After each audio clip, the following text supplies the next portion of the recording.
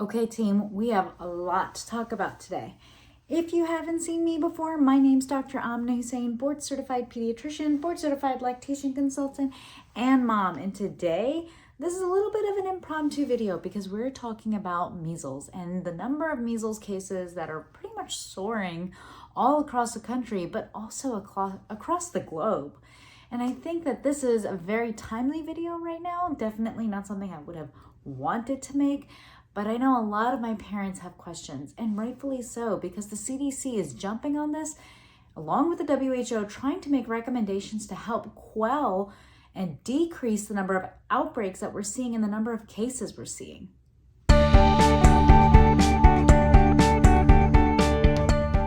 Before we go too much further, I want to just go back to the very basics of what measles is, a virus. I'm not going to talk about all the complications just yet, but measles as a virus, get that kind of in our psyche and understand that antibacterials or antibiotics will not work on a virus. We don't have antivirals to help combat it either. Now, there are antivirals against something like influenza, which I don't love, but that's another topic for another day.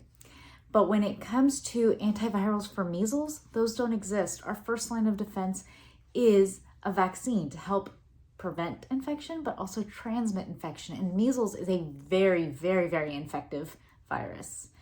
Now, when it comes to it being so infective, that's why CDC and WHO take such a big role in it.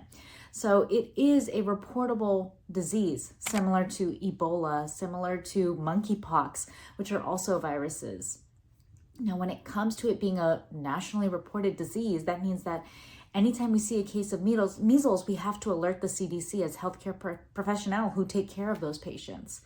That means that then the CDC goes and does surveillance tracking to make sure who else has been exposed to that patient who has measles. This is to help decrease the number of people who potentially would be exposed to the infection, but also then further carry on and transmit the infection because it is so infective. So this is no minor disease. This is no minor virus. This is something that's really important. Now you can see that we don't really do this for something like RSV or influenza. Does that mean that both of those viruses are not as important? It just means that measles has a likelihood of transmitting and infecting so many more and causing fatalities and so many more. And it's a vaccine preventable disease. So that's kind of how we ended up in this situation. Let's talk more. Measles might start off with something like cough, conjunctivitis, or runny nose. Those are commonly thought of as just minor viral symptoms, right? But 1 in every 5 unvaccinated children who contract measles will go on to be hospitalized. That's no minor thing. Hospitalization is something major, and they're hospitalized for complications. So some of the complications, 1 in every 20 children who contract measles will end up developing pneumonia. Now, pneumonia is the most common cause of death when it comes to measles in young children. This is a big deal, again, because we don't have antibiotics towards a viral pneumonia that we can throw its way. Not every viral pneumonia is the same. I've certainly taken care of children who've had viral pneumonias after getting rhinovirus, enterovirus, definitely even COVID-19. But when it comes to measles, viral pneumonias can actually be very fatal. And 1 in 1,000 children can go on to develop encephalitis or swelling of the brain. Now, this can be very deadly because obviously swelling of the brain is no small feat, but it can lead to problems with developmental delay, intellectual disabilities, even when it comes to deafness. This is a big deal. If you are a pregnant person and contract measles, this not only puts you at risk, but also puts your unborn child at risk. And this is why it's so important that we check for measles titers when a woman is pregnant, because if that woman is not vaccinated or does not have adequate titers, if she were to encounter the measles virus, it could be very devastating for her and her baby. Now let's talk a little bit more broader and talk about why this is a big deal. Because just from January 2024 to the end of February, so February 29th, 2024, was a leap year this year, there were 48 cases. And now, March 18th, so just a little bit over 2 weeks, we are at 58 cases. You can see that these cases are growing, the number of cases, rapidly. And that's just the cases that we know about. Again, the CDC is involved trying to collect data and do surveillance tracking. Now, what about globally? We know that 61 million doses of the measles vaccine were missed across the globe due to COVID-19. And that is likely one of the contributing factors to the outbreaks we're seeing right now. I think vaccine misinformation is another huge one, and distrust about vaccines amongst the community, which is, again, a really big issue and also contributing to this outbreak.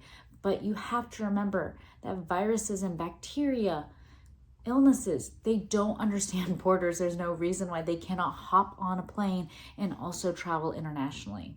And this is a really big deal because in certain parts of Asia, in 2022, we were seeing less than 1,000 cases of measles, and now we are seeing up to 30,000.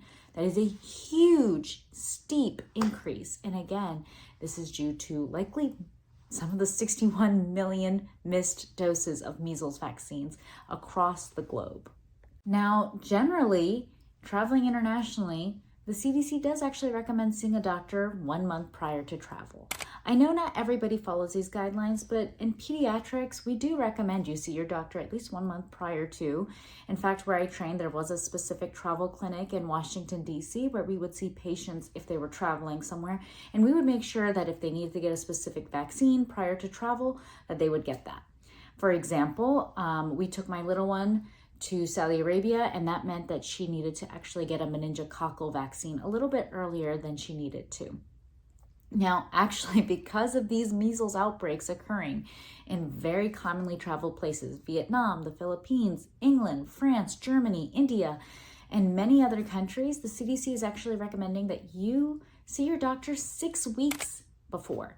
So that means that if you have a child, and typically we vaccinate for measles, the MMR vaccine, at 12 months of age or 15 months of age, depending on your pediatrician, your child's clinic, we actually recommend that you vaccinate your child earlier. And that is safe. You can actually get the measles vaccine anywhere between 6 to 11 months of age, but that you should see your doctor and they should get at least 1 dose of the vaccine prior to international travel to any countries that are experiencing outbreaks.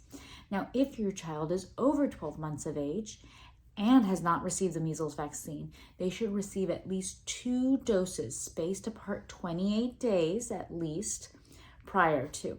And they should at least have that vaccine, that second vaccine in their system, at least 2 weeks prior to departure from that trip. So again, this takes a little bit of thought work. So if you have travel planned, and summer travel, spring break travel, for example, planned to any countries that have this outbreak occurring, it's important to see your doctor and appropriately space out the vaccines that you would need to give your child so you can protect your child prior to going to these destinations.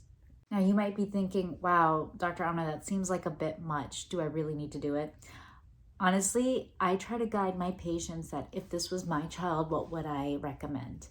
And I would do this for my child if I was traveling to a country that was experiencing an outbreak. I really would. Because again, you're trying to protect your child against a disease process that can be absolutely fatal. And again, 1 in 5 children land in the hospital. That's no minor thing. Now, before we sign off, I just want to mention a few short things. There are 2 doses that I mentioned, right? So some people are like, can I just get 1 dose? Well, here's the thing. 1 dose is 93% effective.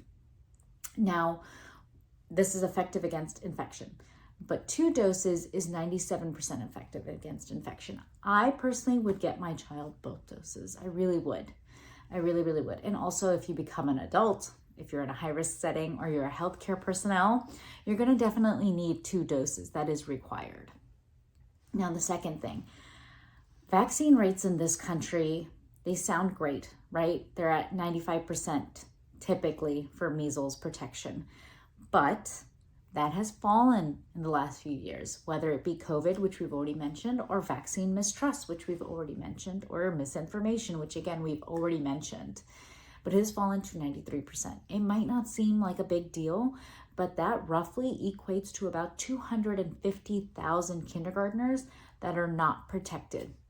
Now, my kindergartner is all up in other people's business, touching things, touching surfaces, bringing those hands to her eyes, nose, mouth, and then bringing them home to her baby sister. This is obviously something that we consider as pediatricians when it comes to infectious disease, infection control, and spread and transmission of viruses. Obviously, this is something we consider during cold and flu season, especially when we're working with kids. But with measles, this is obviously a big deal because some children may do really well and other children may not do very well. And that's why it's up to us as a society to take care of others. This is why it's called public health. And vaccines are a huge, huge, huge part of public health. So if you guys have questions below, please leave them. If this video was helpful, give it 2 thumbs up or give it a thumb up. And if you think this video would be helpful to share with anyone, please make sure you do. I'll see you guys later. Bye.